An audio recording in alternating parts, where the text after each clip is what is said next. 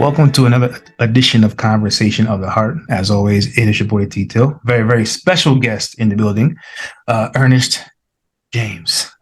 He is a podcaster, fellow podcaster, speaker, author, minister, mentor of many things, right? And we're going to get into all of that. But, he is a father. And, as I've said, I've been wanting to do a show celebrating men, celebrating fatherhood, doing this recording in the Father's Day month and highlighting some of the amazing men that are in the community. We do know the stigma around men. We do know what's being said about men and fathers.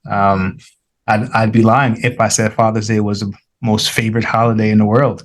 It is not. It is a holiday to give ties and shirts and things like that and tool sets. But, I definitely wanted to, have conversations surrounding fatherhood, manhood, and so forth. So, to be able to have this distinguished gentleman here with me today means a lot. I do appreciate you, sir. And happy early Father's Day to you. I know we're a couple of days out, but happy Father's Day to you, sir. Thank you. Thank you for having me, man. Thank you for being on and for doing this. I talk about fathers being a father all day long, Mm-hmm. So yeah, definitely I appreciate you having me on. Absolutely. So let's start here. So for the people who don't know, who is Earnest James? Earnest James, at my core, I'm a person who loves people. I'm a person who loves people and loves to help people however I can, which kind of led me into the podcasting space, and the things that I do, mentor groups and fatherless daughter advocate and all of those things. But at my core as a person, I'm just a person who loves people, any way that I can help. So I love to serve, however I'm able to serve. And so that's what I do. As a job, I'm a bricklayer by trade.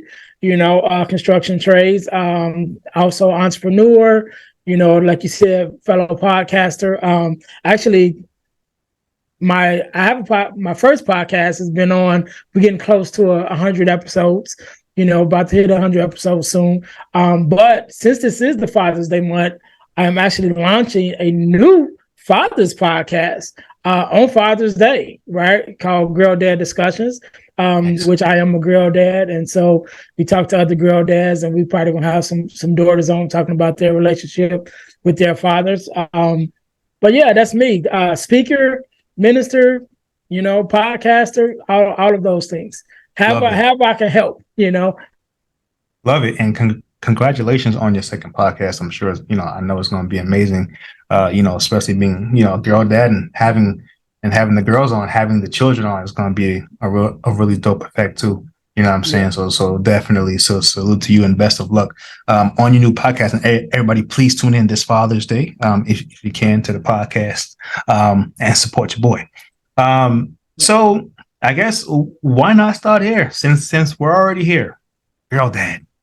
Oh yeah. So I want you to take me back. So when you first found out that you were going to be a father, everybody has different reactions, right? Excited, some shook, like, oh man, nervous. Like, what was some of your first reactions when you were told that you were going to be a father? Yeah. So I was married at the time, so it was planned. We had got married young, 25, working. My wife at the time was working, so we got married. We started off real fast, and was able to accomplish some things real fast too. We had our first house. I had a truck. She had a car. I had a motorcycle. The whole little situation. We was doing all right. You know what I mean? Nice. And so we planned. The child. And yeah, I don't remember the exact day. Like I said, it was planned, so it was a process. You know what I'm saying? Absolutely. But I do remember us having a conversation. Like, hey, it was what it was. We did the little at-home test, and then it was like, all right, now let's go to the hospital to be sure. And so that's what we did. We found out later on that it was a girl. And my daughter is my only biological child that I have, but I'm also a stepdad of four young men. The youngest just made 21 like 2 days ago. So Happy all of my birthday. kids are grown. That's good. So yeah, so that's how it started, man. Awesome. All the kids are grown, so you out here living life. Is what you're saying. Look, as much as they'll let me, because I got a new role now. So I was a girl dad, but now I'm a girl granddad. I got two granddaughters. Oh, From that's my two beautiful. oldest sons. Yeah. So Oh, so you it spend a lot of continues. Like money. I say, the marathon continues. Yeah. So The you spend a roles lot of changed a money. little bit, but it's still going. Yeah. The marathon of money continues. Right. Oh, yeah, Absolutely. definitely. So I know you have four stepsons, and we're gonna get to that in just a moment. But when it comes to raising a girl, what were some of the principles that you made sure that you instilled in your daughter as she was growing up? Okay, I'm glad you mentioned that. I actually wrote a ebook. Actually, I do have ebooks, and you can find them at ebooks.ejames.com. But one of my ebooks that I wrote is called The Four Core, which is the four core values that every daughter should get from her father. Right. And I actually wrote this book because one of the things that I realized about myself, which actually kind of led me into the podcast space, I was in my second marriage, right? And we were going through some ups and downs sort of in the marriage. And what I realized at the core of it, it was a difference in upbringing. So I was brought up in a 2-parent household with my mom and my dad, and my wife at the time was brought up in a single mother household, and it was just her mother. And then her mother was a fatherless daughter also. And so going through that process and realizing that, I looked back on my past, and I realized that every woman I've ever dated was a fatherless daughter, and so that kind of brought it to my attention. And I would say either I'm attracted to them or they're attracted to me. For whatever reason, we kept connecting. You might be And on so something. that put it on my mind. What can I do to help in this space? And so I drew from my experience as a son, first of all, because I have 5 sisters. So watching that relationship with my dad and my sisters, then also my relationship with the women that I dated, and then being a father myself, I pulled from all those experiences, and that's why I came up with the core 4. So the core 4 values that every father should give to his daughter. One is love and affection, guidance, affirmation, and protection. Right. And so love and protection,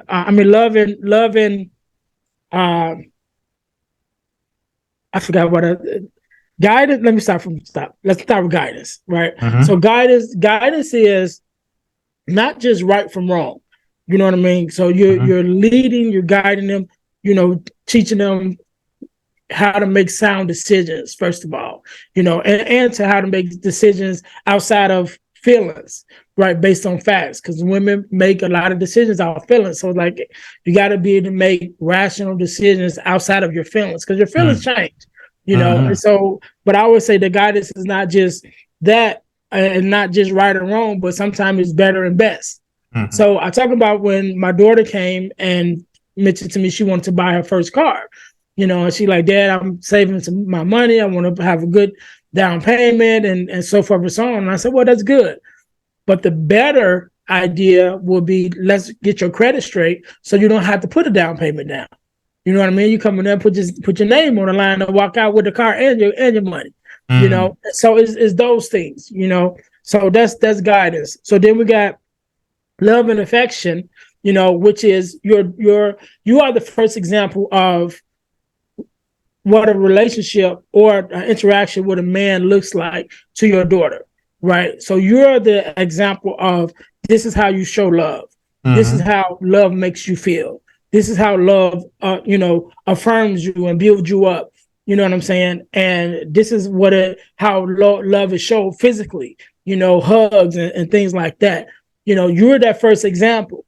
And so you got love and affection. Then you got affirmation. Affirmation is big because a lot of times My daughters go through situations where, just as kids sometimes, but then, other things as they get older, especially in the teenage years, they need to be affirmed. They need to know, because they got their peers, then especially in this world of social media with all the images that is being projected all the time and the messages that's being projected, they're always trying to find themselves, and so that's what we come with the affirmation to, I would say, to let them know what they should already know, to affirm what you should already know about yourself. You are beautiful, you are smart, you are intelligent, all of those things. And that's where affirmation come in. And then when we talk about protection, I would say we already know, especially as fathers, the physical protection, we already got that on lock, right? We always think about the scene in Bad Boys with Will Smith and Marlon, the whole thing. Classic. So we got, yeah. So we got the physical protection on lock.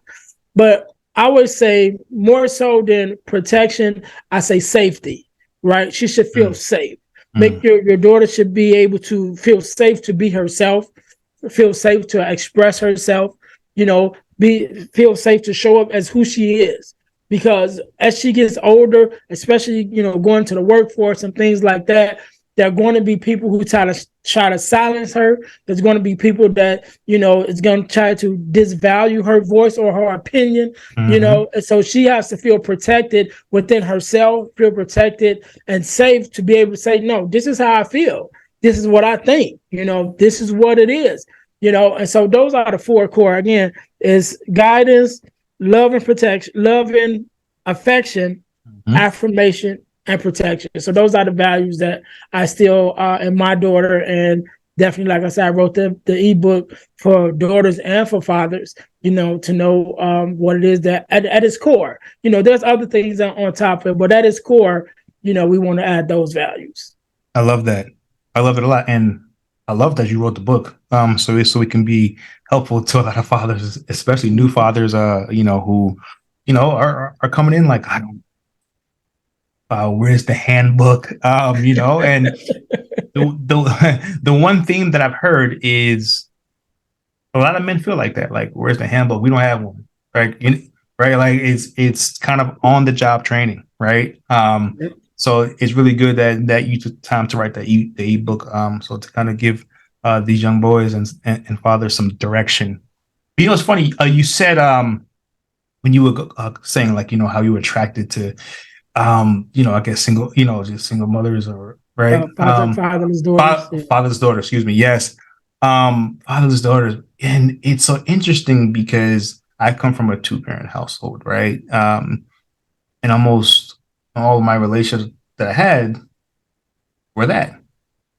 Except for the one that I'm in now. And that is, it's crazy to say, but like this is probably the most healthiest relationship I've ever been in. Just It's just the way it is. Like, I don't know why. Like, I have no idea why, but I kind of do. But it's just more so like we just have a lot common. Loving, loving the same way. In a sense, right? But nevertheless, so.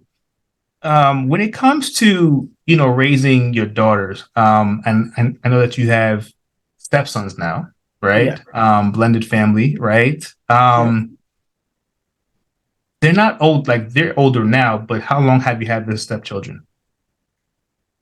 When I came in the picture, my oldest of the four, so I have 4 stepsons. The oldest of the 4 was 10. I think he was 10.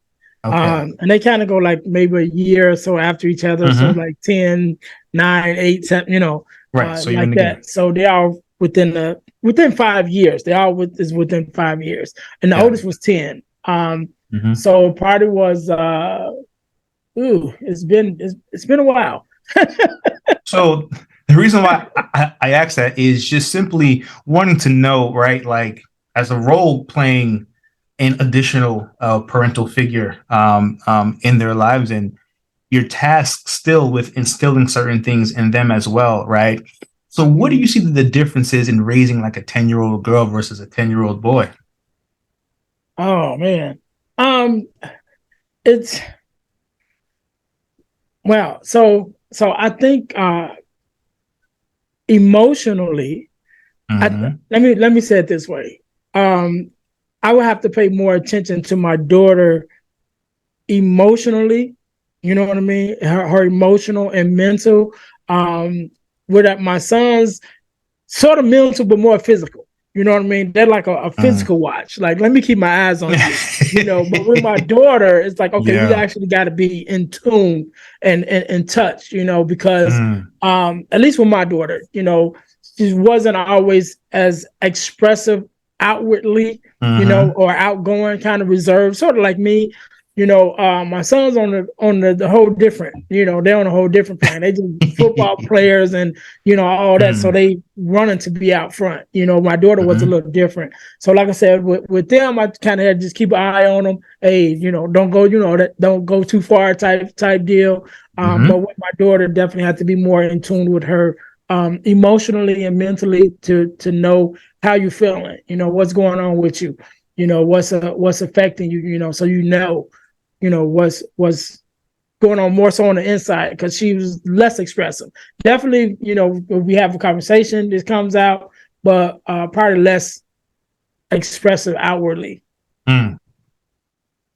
So this is also Men's Mental Health Awareness Month, Mm-hmm. and you know, in fatherhood, we all know it is a thankless job.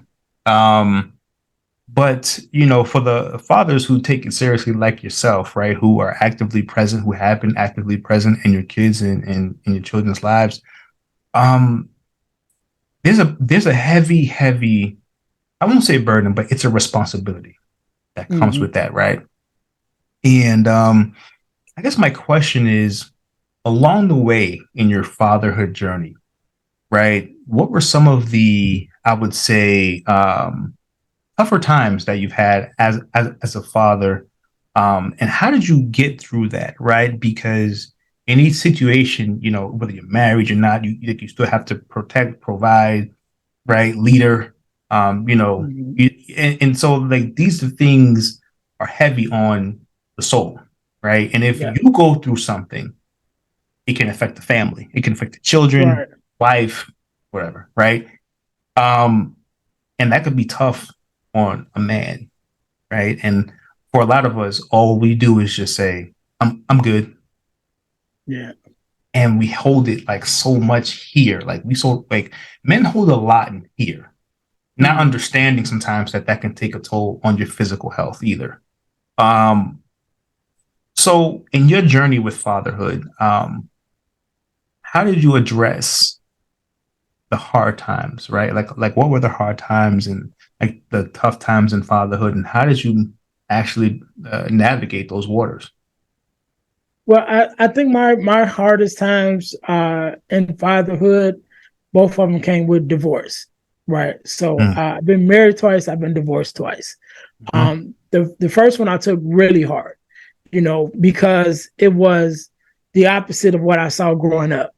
You know, like I said, I'm from a two parent household, you know, and my mom and dad was together until my mom passed away a couple years ago. You know what I'm saying? And mhm, so in my mind growing up, you know, seeing the ups and downs of my own family, you know, it was like, oh, okay, this is how we do it. We stick together, you know, and we ride it out and you know, you had your ups, you had your downs, but then the ups come back if you hang in there, you know. And right, so that right. was my mindset going into marriage, to my first marriage. And unfortunately it didn't work out that way. It didn't work out that way. Right, right, right. Um, but I think the thing that had the most effect on my marriage, on that marriage, was the death of my mother-in-law and the death of my mom. Both passed from cancer Mm, within like a 3 years time. You know, my mother-in-law I was very close to, you know, love her, you know, to life. You know, so when she passed, that was hard on me, but it also was hard on, you know, my wife at the time because she's the only child mm, and a fatherless mm, daughter. So you mhm. got a only child who all she had was her mom, and now her mom's gone. You know, so that kind of sent her into a tailspin. so to speak, which definitely affected our relationship. As long as some other things played a part too. But then, so that was one of my first hardest things that I've ever had to deal with, losing my mother-in-law and losing my mom, and I know you mentioned earlier about it being men's mental health, and so I'm a big component of therapy. I've never been to a therapist, but my version of therapy was bereavement, and bereavement sessions when during this time when after my mom passed was going, through bereavement and learning to deal with the grief and how to handle that. And that helped me a lot. And since then I've been a component of it, of therapy, of, any kind of social network where you can come together with people of like-minded experiences, and so you can gain strength from each other. And so that definitely helped me in that situation, and then coming out on the other side, when we talk about, my divorce from my second time, that I had more of a couple guys that I could talk to, and was able to, have somebody in my corner to be able to vent to and just, share how I'm feeling and things like that. And so, which is another thing why I love the podcast and doing what we're doing now, which is making the conversations, open and natural, so it's not so it's common. That's the word I'm looking for. I definitely want to make the conversations common, that men have feelings, men have emotions, men going through all these different things, and we don't have to put on the tough face and try to stick it out, like you said, carry it up here, but we can just open up and be vulnerable with one another, because we are men in this life. We all living the same life. You know what I'm saying? And so I know my hardships are what they are, and I know you got some too. So let's talk about it. 100%. Yeah, coming from a two-family household and ending up divorce is that's a hard one. It's a hard one because even if you're not tied to the person, you're tied to the expectations. Yeah. You're tied to what, it's like, okay, well, my parents was this, and now this didn't work out. Like, and sometimes you take it heavy, because it's almost like I have a responsibility to make this work because that's what I came from. Yeah. Right. And that's something that you carry, right? But in life, not everything happens in the order in which you think it should. Things happen in life. But I'm glad that that you found a good, safe place to land. And that's so important for us, is to find that safe space for us to really land and go through. For some people's therapy, for some people, it could be various things, exercise, right? Talking to your friends, but the important thing for men is really to get it out. Got to find a way to get it out and get it out more often. But definitely glad that you were able to find a good place to land about that, because that's a tough one. I've been divorced myself. And it's just sometimes you're not really. It's not even. It's like I said. It's not even the person, because you can get over that. Sometimes it's the expectation. You gotta tell people, right? Right. You gotta tell people. Wait, hold on. Wasn't your parents married for like 40 years? And you're like, so this, it's like, what did you do? And you're like, wait, right. The man always got to do something. Always, it's always the man got to do it. The man got to do something wrong, right? But nevertheless, yeah. So, but check this one out though. Even more so with my second marriage. So my second marriage, me and my wife at the time, we've known each other since kindergarten, right? So we went to kindergarten together, we went to church together, right? So our family's been connected since kindergarten, right? When we hit our teenage years, we was each other's first boyfriend and girlfriend at 12, 13 years old. Did that little love thing, whatever. She went her way, I went my way. Again, she got married, had the 4 sons. I got married, had my daughter. Both went through our divorces, came back together years later. We get married, right? So now that's the dream, right? Yeah, Cinderella right there. Yeah, yeah, Yeah, yes. that's the dream. That's Disney And right so there. going through that, like you said, now we're getting to the point where we got to go. We're, looking at divorce. And like you said, man, we got to tell everybody because this is our church family. You know what I'm saying? This is all, we have all the same friends pretty much. You know what I mean? Wow. So it's like everybody, now we got to tell everybody, Wow. but one of the things I'm proud of us in the midst of our divorce, one of the things that was important to me, and we sat down and talked about it, was the fact that we have been friends since kindergarten, and so it was very important to me. And I sat down and we had the conversation that, look, we know that the marriage is coming to the end, right? But we don't want to lose our friendship too, because we've been friends longer than we've been married. You know what I'm saying? We've known each other. Matter of fact, when she got married and we had kind of went our separate ways, when she got married and had her first son, I was going doing my thing and she was doing her thing. My mother became the godmother to her first son. You know what I mean? That's how close our families was. And it ain't had nothing to do with me. I wasn't even around. You know what I'm saying? But that's how close our families was, And so I'm like, look, we got family, we got friends, we have too much involved that's connected outside of just us. So it's bigger than us. So yeah, we may lose the marriage, but we have to be able to keep our friendship intact, to keep our family intact, not just our immediate family, but our church family, everybody else that's connected to us that was wishing for it. Man, you know how many people cried when we told them that we was getting divorced? I think other people cried more than we cried. You know what I mean? We had so many people like, no, not y'all. It was like, It happens, right? But I'm glad that we were able to do that and still great friends now. You know what I mean? So we were able to do that. So and it works out real good because, like I said, I got the granddaughters now, so we're able to, spend time with the grandkids and things like that, and be in the same space, And so it's all good. And speaking of that whole thing, I know that you guys are still good friends now, but how does that work if or when she finds somebody new and you find somebody new? And you get, before it was just friends. So it's like, okay, no problem. You can find somebody who can accept you guys being friends. But now she's like, oh, this is like one of my best friends who also is my ex-husband. How do you think that works? It becomes a problem for others. Right. Yeah. And so I've been having this conversation a lot. Right. I can imagine I like having it. And I like having it, and so not to throw out a whole nother podcast, but I did a full episode on a podcast called the Butterfly Podcast. Right. We did a full episode talking about it, right?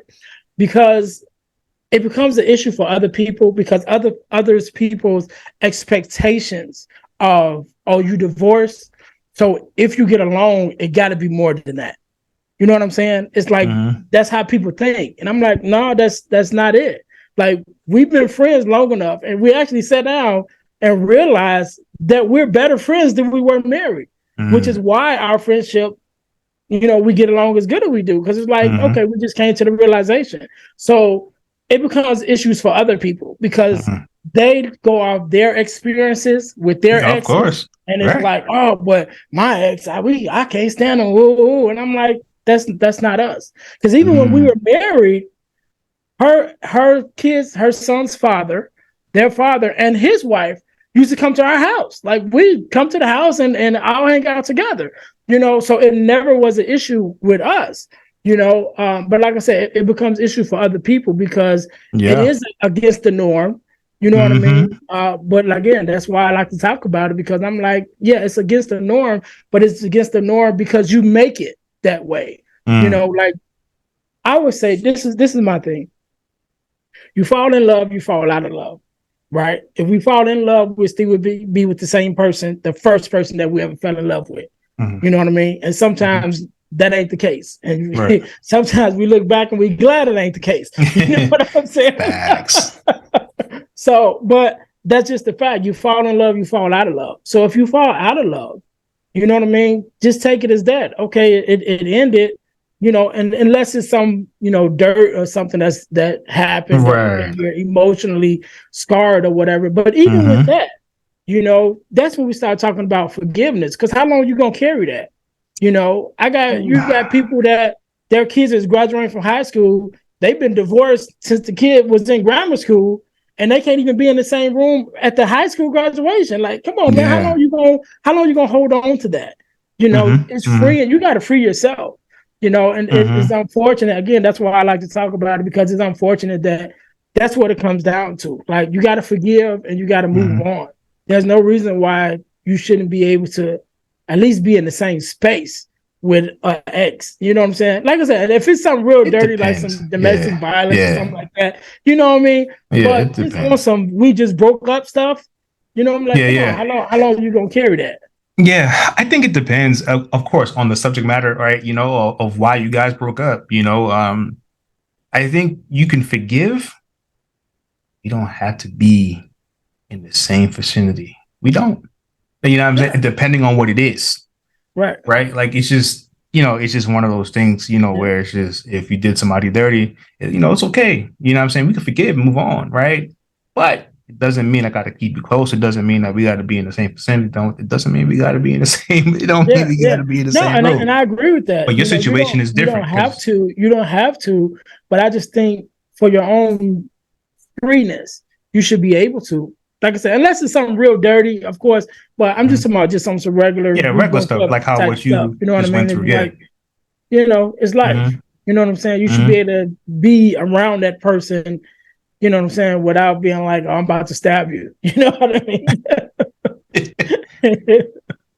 Well, the one thing I say is, good luck with the women out there, bros. Good luck with the women understanding. Because sometimes I can tell you, women aren't so understanding of these things, sir. and men not either. And men not either. You know what I'm saying? That's true. Because I mean, I've had to deal with that too.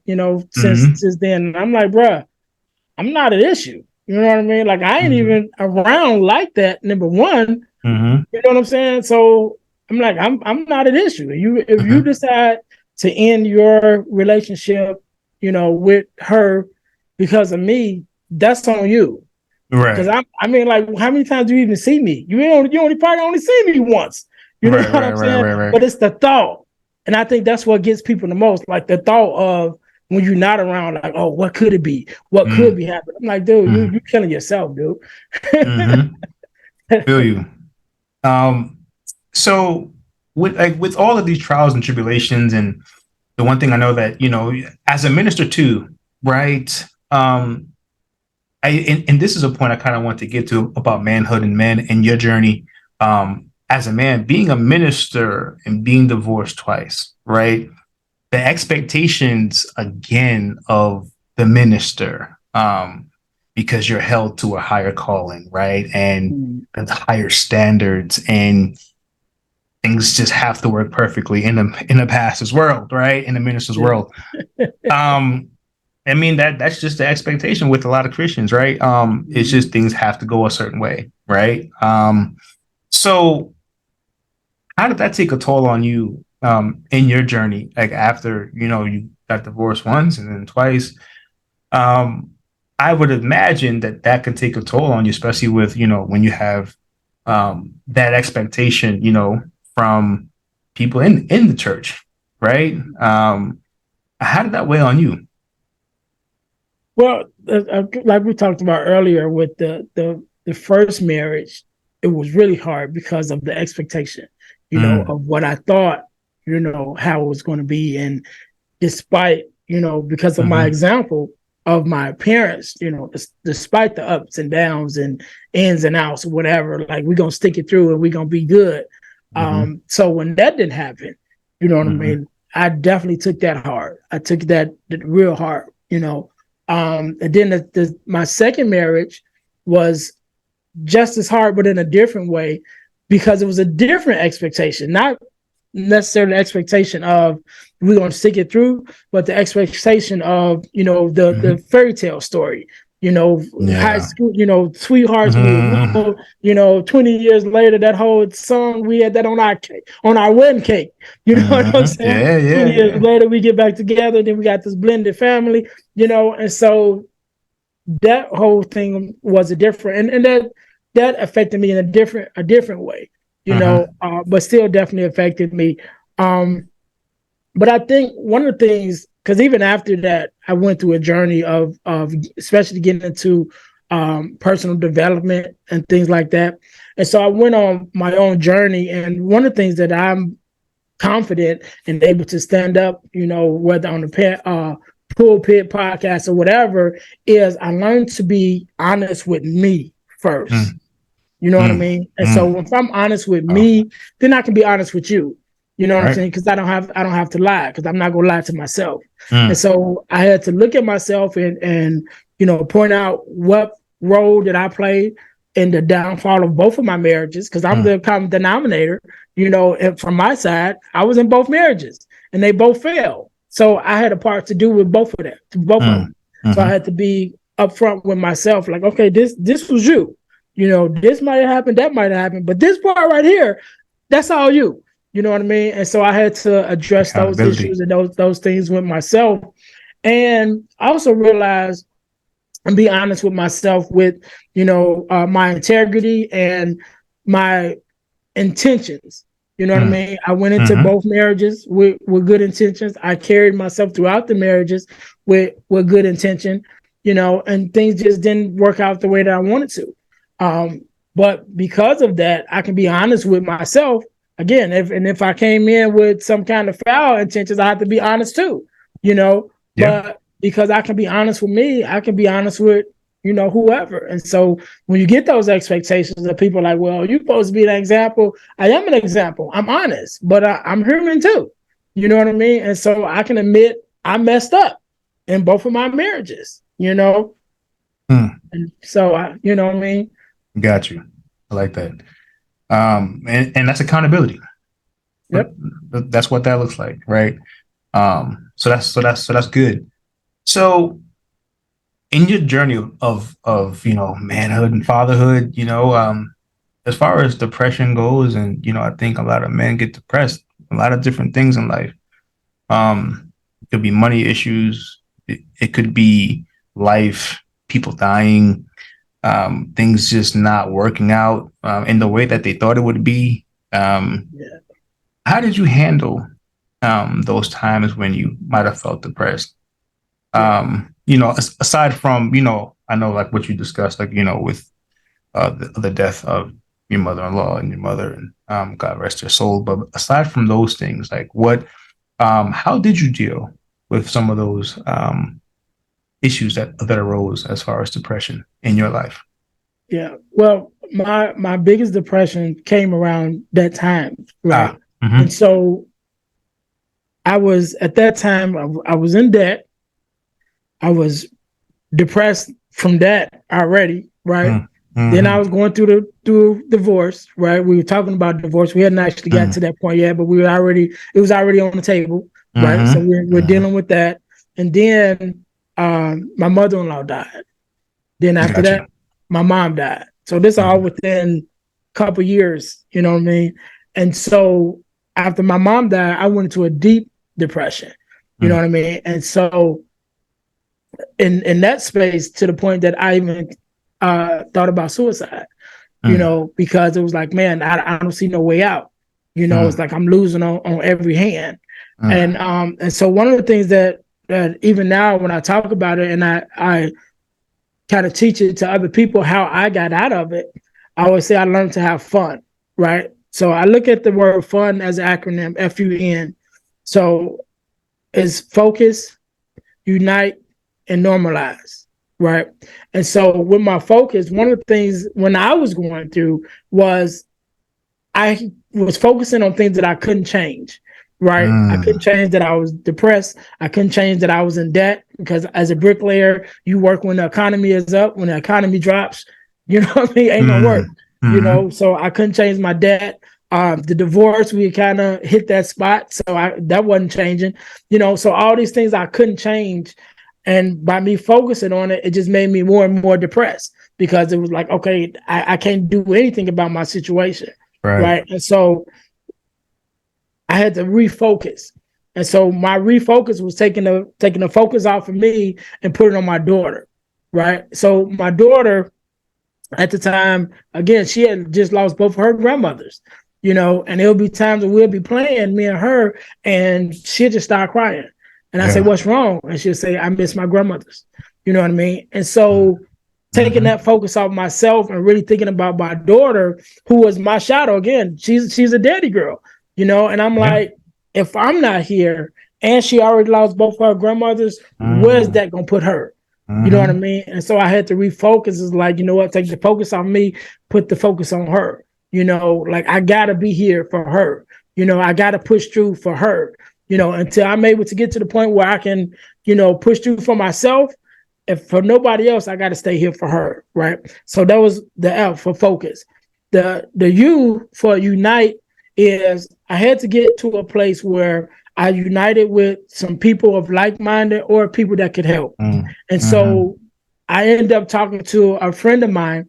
First of all, I went through bereavement. So that was number one. Right. Again, talking about therapy and that bereavement, of course, is a type of therapy. So I went to bereavement first. That definitely opened up some doors for me. I loved it so much that I became a volunteer after my time was over, and I stayed there for a year. And then after my year is up, I left that, but then I started a nonprofit organization doing bereavement, and so because it was that much of made that much of a difference to me, right? But that's where the unite come in, at is connecting with like-minded people and finding somebody that you're able to open up to and be honest and vulnerable with, to say, I need help.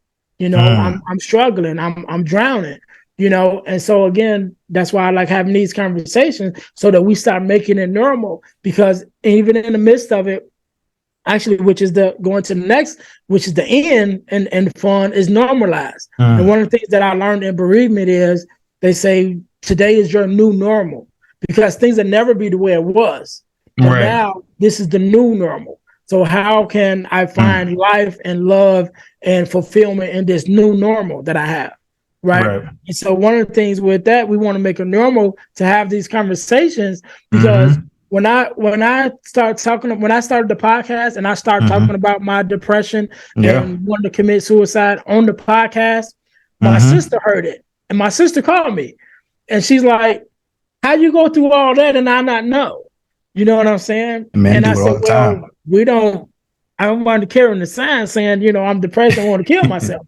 But what happened with that conversation with my sister, I realized, we got to start having these conversations. We got to make it normal to ask, how you doing today? And then follow up with the next question, how you really doing? Because, the answer to that first one is all going to be, I'm straight. I'm good. But we got to come right back, like, how you really doing, though? You know what I mean? And let them know that I'm serious. I really want to know how you doing, And once we start doing that and having those conversations, especially amongst men, then that's going to definitely be a turning point, with all of us. And I can remember we ask very generic questions all the time. Like, it's so generic. And how you doing? I'm good. Okay, cool. Right. Yeah. And I remember one time my friend asked me, she said, hey, how was your soul doing, man? And I was like, it made me, at this point, like, I felt like I needed to give a different answer, right? Like, I was like, and it made me think, man, how is my soul doing today? Like, it just made me feel differently, by asking certain questions. And I gave a different answer, and then we started having dialogue surrounding that, and so I think sometimes as friends, family, gotta ask different questions. How you doing? Yeah, always good. I'm good. No, like most of the time, like that's just how things are with people. Yeah. It's just such an innate thing. It's just a thing. It's just, how you doing? I'm good. It's just that's just what it is, right? Yeah, so that's why we got to hit them with the follow up. You know what I mean? You got to hit them with the follow up. Like, no, how you really doing? Yeah, you know what I mean? Like, how was work today? Like, how really was today? How did you feel about it? You know what I mean? Yeah, because I always say, look, especially with men, we are good at going out, hanging with the fellas. Whether it could be a card game, it could be going to watch a game, parties, whatever it is that we do. And you could be sitting next to the guy, like you guys drinking, or you guys doing whatever you're doing, watching the game, whatever it is, right? And it, that person could literally be suicidal, depressed, Mm-hmm. because not everybody's sitting there like this. Not Right. everybody's sitting there like that. They smiling with you, they happy with you, they living life with you, but they're not. Yeah.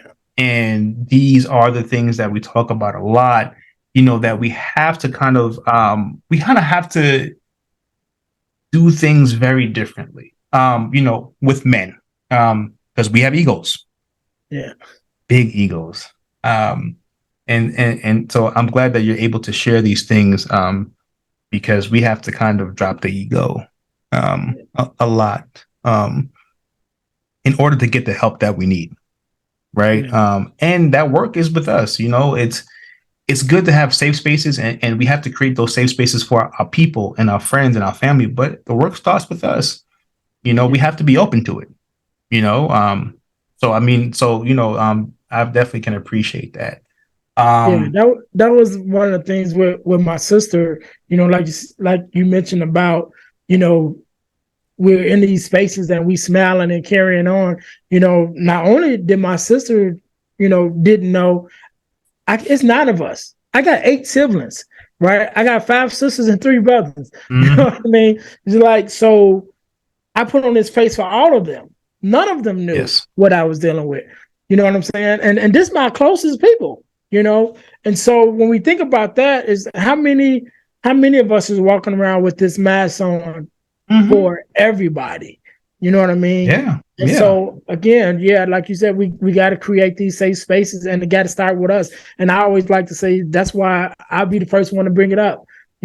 So the Mm. quicker I share that, hey, you know what, I was depressed, I was going through, thinking about suicide, I was dealing, with my mom's death. With me opening up to you, then it makes you more comfortable to open up to me. Right.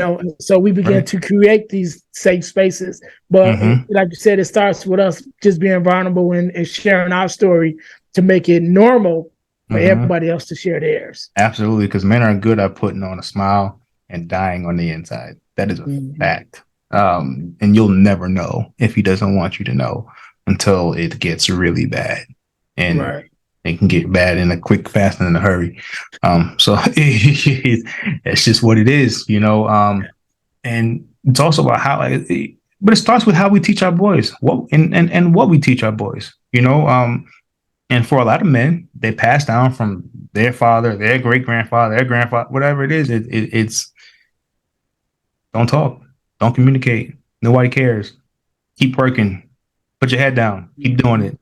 Don't cry, man up, right? And we keep teaching this to our boys, and then wondering why by the time they become adults, they don't know how to express themselves. And it's like, well, Right. why do men? Well, this is what we're teaching them. Right. It starts with the people who's teaching them. Right. Right? It takes a long time to try once you become an adult, to retrain yourself to be different.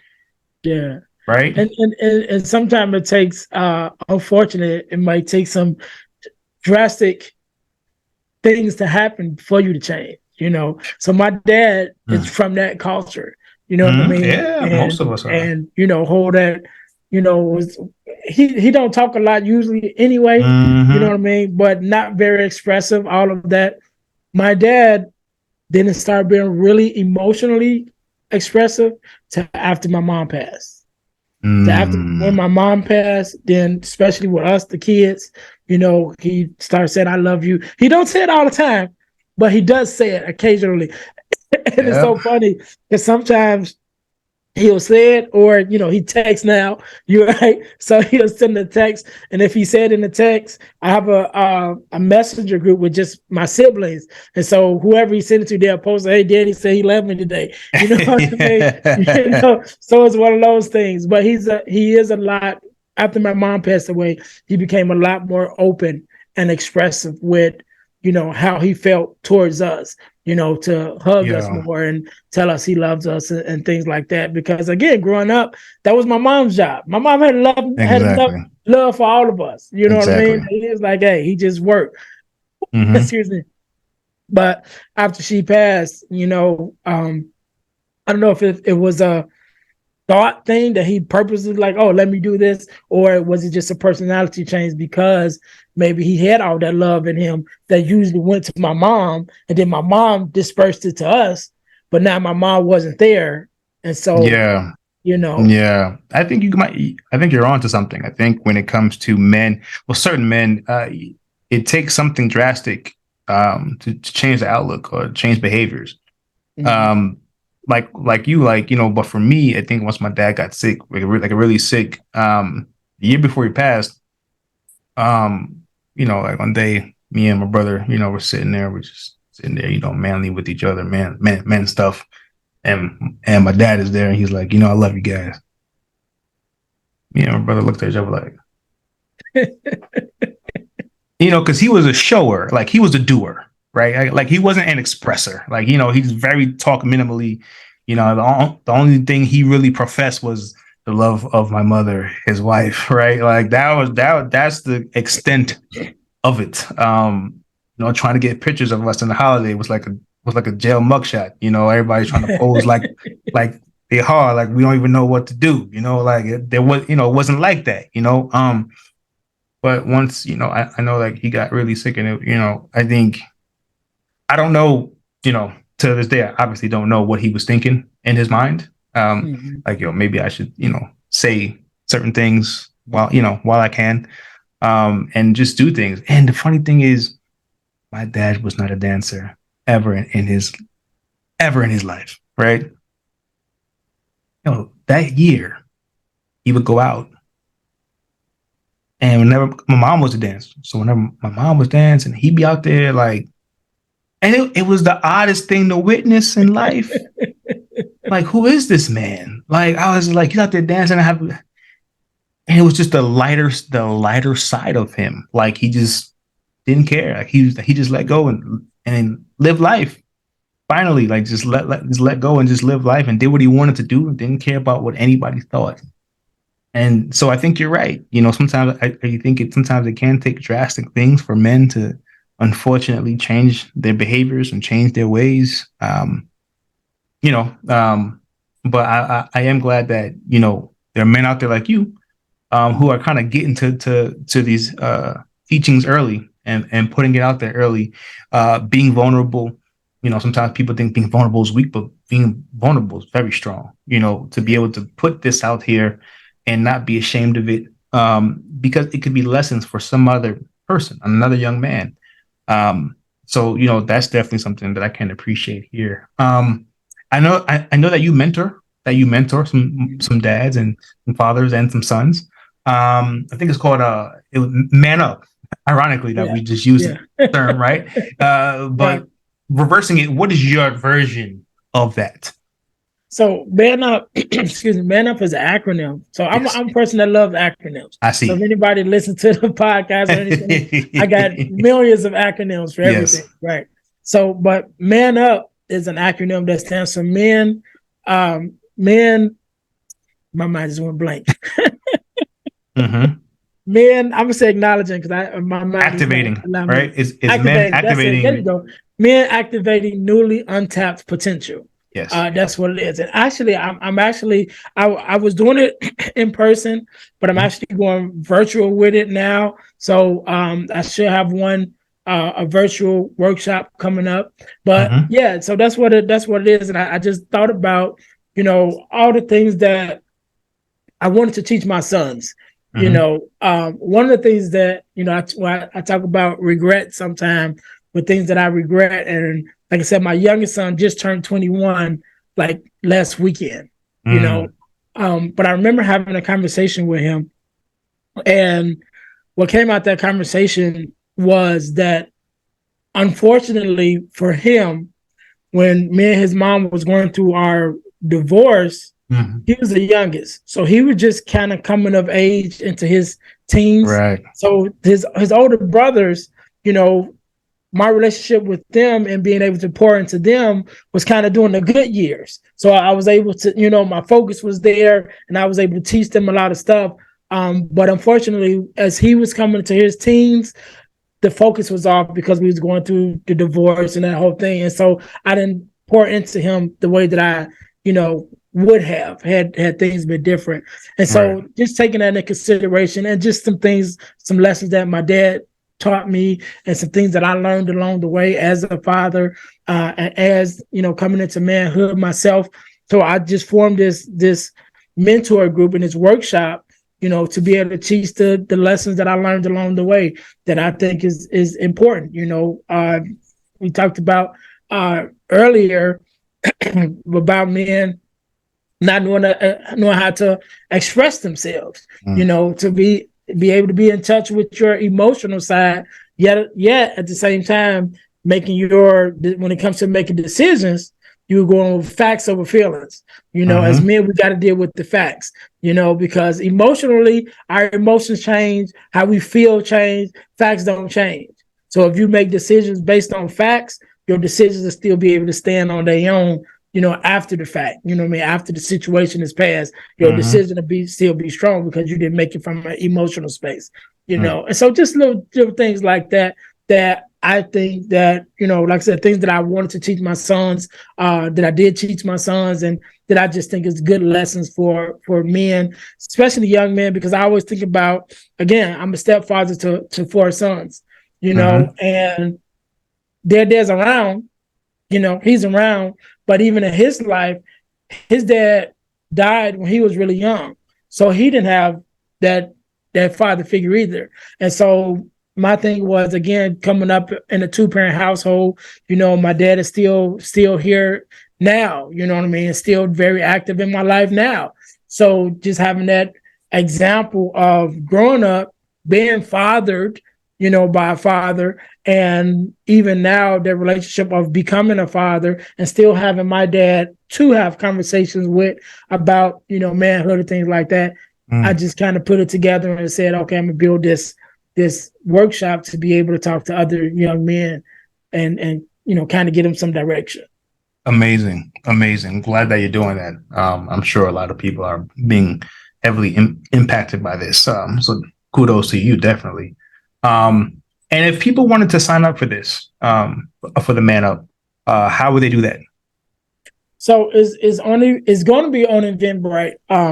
So my organization name on Eventbrite, which is also my organization name as overall, is dealhealfulfill.org, right? Because my mission, like my shirt say, is to help people to deal, heal, and fulfill. Deal with your problems, heal from the pain, fulfill your purpose. And so that's the website. So if they go to that website, there'll be the website, dealhealfulfill.org is the company website. But if you go on Eventbrite as an organizer,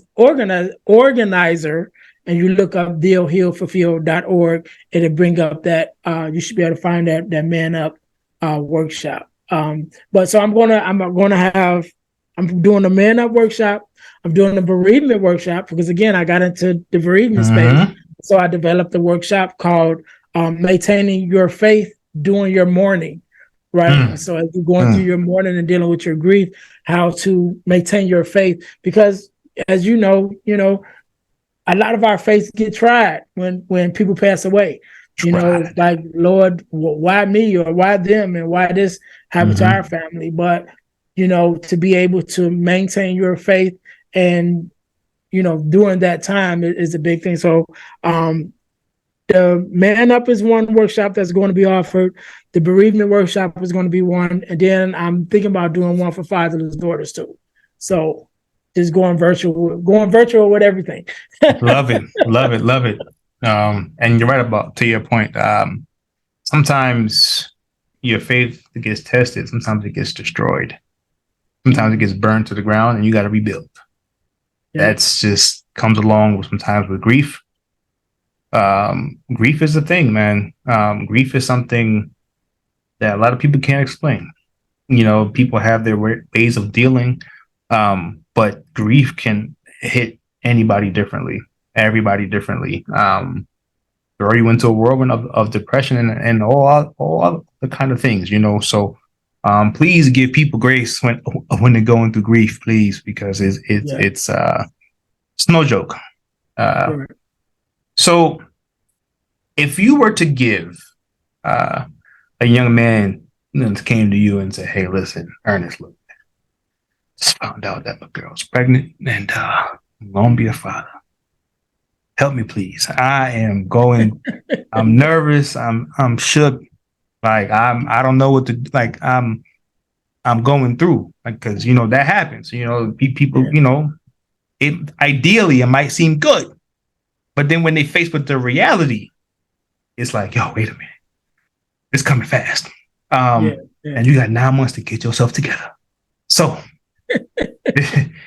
they said, Ernest, boss, my heart's racing. I don't know what's next. I don't know what to do, boss. What would you tell a young man that's coming to you for some advice about fatherhood and that journey? Well, the first thing I would say, I would congratulate him for taking the first step, which is asking questions, right? Yes. And coming to somebody, for the information that you don't have.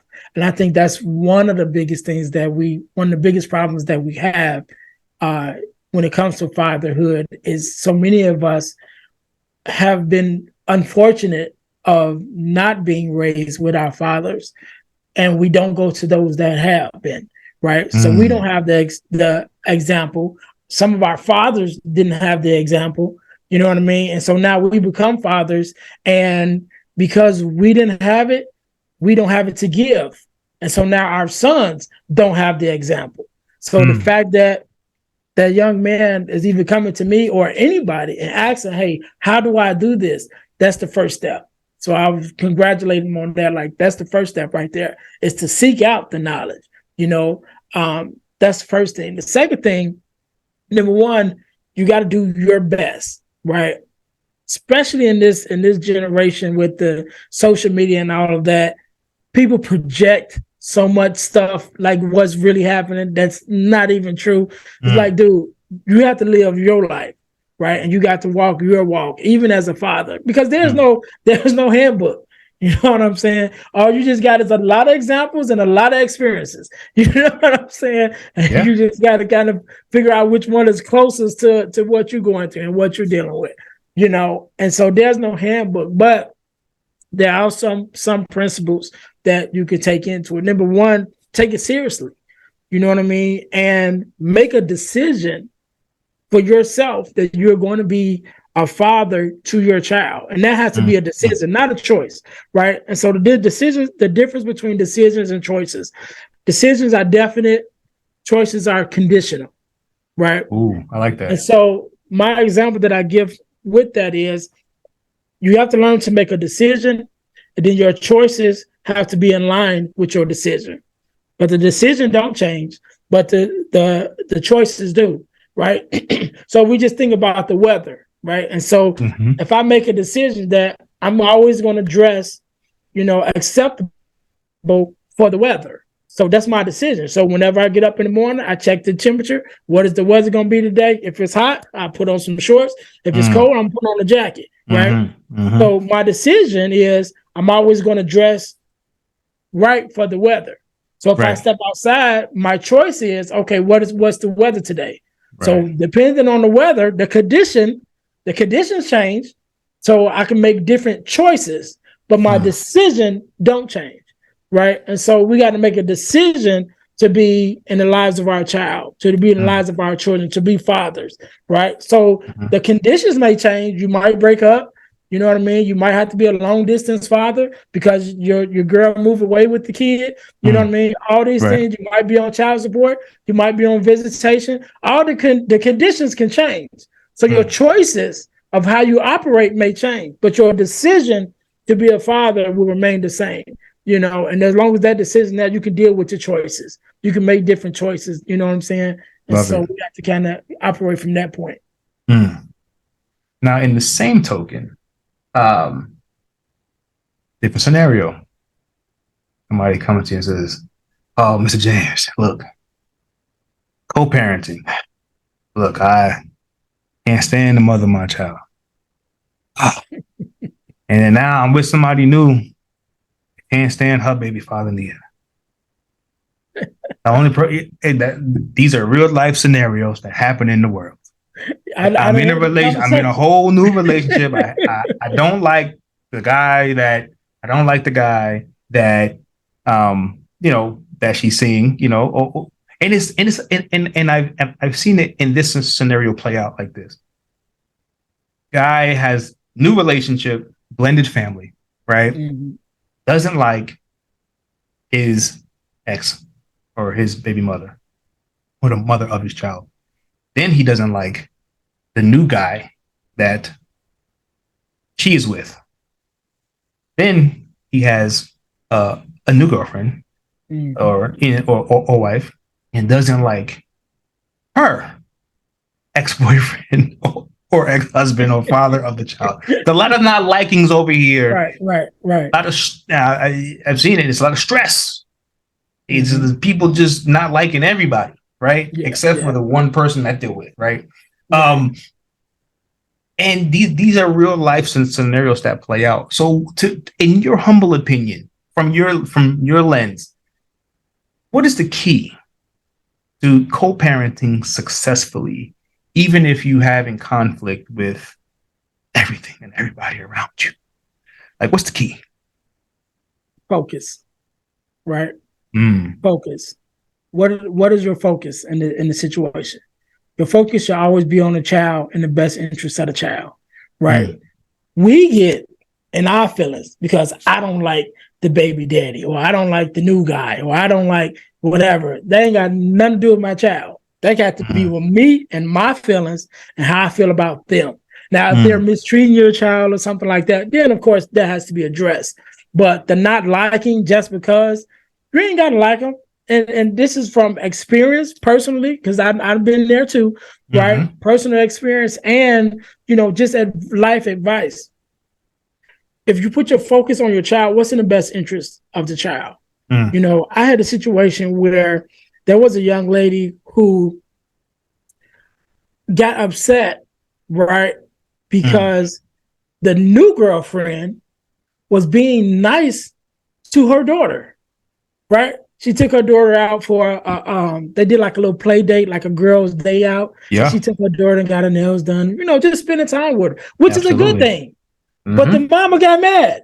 Why are you spending time with my daughter? And I'm like, you know what I'm saying? So it was one of those situations like, no, because you're choosing not to like this person who's actually treating your child good. But because you choose not to like the person instead of looking at how she's making your child feel and how this interaction is helping the child, And so I think that's where our focus got to be on. What's in the best interest of our children? It don't matter whether I like the daddy or not, or the new person or not. Does my child like them? Right? How do they interact with my child? So even with me as a stepfather, coming into my relationship with my sons, the two things I told my sons from day one, well, it was three things. The first thing was, I'm not here to replace your dad. You know what I mean? That's his place. He will always be your father. There's always be an open door for him to come, you know what I'm saying, for y'all to spend time, whatever. That's his position. But until he comes, I'll be here, right? Right. So that's number one. Number two is, 2 and 3 is, number one, know that I love you. Number two, know that I always have your best interest at heart, right? And so this is what I taught my sons, because you're not going to like me all the time. You know what I mean? You're not going to like me. You're not going to always, like what I have to say, what I make you do or whatever. Yes. And especially when you hit them teenage years, then you start dealing with, you're not my daddy, So I know all of that. I know that's coming. Jeez. But I'm going to start in the beginning, letting you know I love you and I always have your best interest at heart. So even when you don't like me, I love you and whatever I'm saying is in your best interest, whether you like it or not. Absolutely. And so because I built on that when I first came in the door and kept building on that, when it did hit the teenage years and, you get the, you're not my real daddy and all that, it wasn't nothing to deal with, because it always came right back that at the end of the day, I know you love me. And, and of course, as teenagers, they don't always come right back. But when they get a little older, like I said, my youngest is 21 now. You know what I'm saying? And so we've had conversations amongst, with the sons now. They come back and like, yeah, it was. I remember that time, but Yeah. they look at different. Especially my oldest, because now my two oldest sons are fathers themselves now. Like I said, I Wow. got two granddaughters now. So Mm-hmm. now, you know what I'm saying? That Mm-hmm. insight start kicking in. Yep. It's like, yeah, I see, I You were understand you now. were right. But yeah, I think, That's like I said, amazing. the key to that is really focusing on what's in the best interest of the child, not how we feel about it, but what's in the Understood. best interest of the child. I appreciate that insight. So, ebooksbyjames.com. There's I see there's an ebook called Forgiving Me, the Core Four, Get Off the Floor, and From Males to Men, right? And I personally would encourage all of you, fathers or looking to be fathers, or even women that want to understand men, right? Yeah. To go ahead and click that link that's going to be in inside the video, and go get those books, pick them up, so Yeah. support, because it's not easy, putting yourself out there. It's not easy putting your wisdom out there, your vulnerability out there, and seeing through another person's eyes, and a lot of good principles. I can tell that's in those books. He's said a lot of principles and acronyms. He sprinkled them all throughout this show, and I for one can appreciate that, because it's his truth. And the one thing that you can't say, that he wasn't an active father, and that he is not an active father now a grandfather, different roles, but Ernest, I just want to say thank you, for being a stand-up father, for being, what it is, and what it means, to be a father, to be present, when it's not easy, when you're going through so many different things in life. uh, the biggest thing for you, is fatherhood. My kids are first, making sure that you're there for your daughter and for the boys. And thank you for doing that, because now when you do that, you actually are an example, not just to your kids and your stepkids, but to and to their friends and to other kids. Mhm. And so thank you for being that beacon of light. And of course, Black man, definitely appreciate you, for putting Yeah. yourself in a good position. Um, and thank you. That's all I can say. Is thank you for all of the work that you're doing. It's needed, especially for our community. Is needed. We need leaders like you. We don't need perfection. We need leaders, right? Right. And so definitely appreciate you, putting it all out there on the line, on this particular show. And before we go, just tell the people where they can. Of course, we said where we can get the books, but where can they find you? Let them know where they can connect with you. Right. Well, first of all, let me say thank you for having me, on. I love um to do the podcast and do the interviews, but I don't take for granted, especially as a podcaster myself, I don't take for granted when someone opens up their platform to have you on. And so I definitely appreciate you for that. With Father's Day coming up and this being a Father's Day episode, if you guys go to ebooksbyjames.com, there's two ebooks that you definitely need to pick up. One is the Core Four, which is Core Four values that every daughter should get from her father. And then the other one is From Males to Men, which is a male mentoring ebook that's, kind of steps into the what I was talking about with the Man Up program. So those two you definitely want to check out for your fatherhood journey, you know. But again, you can find me at dealhealfulfill.org, which is the website, my professional website.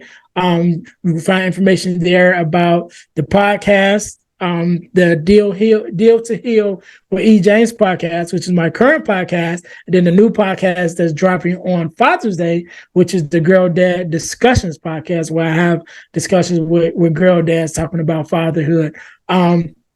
And also, one thing that I have, one of the other books that I have available, one of the other ebooks is called The 4 Steps, Forgiving Me, the 4 Steps to Self-Forgiveness.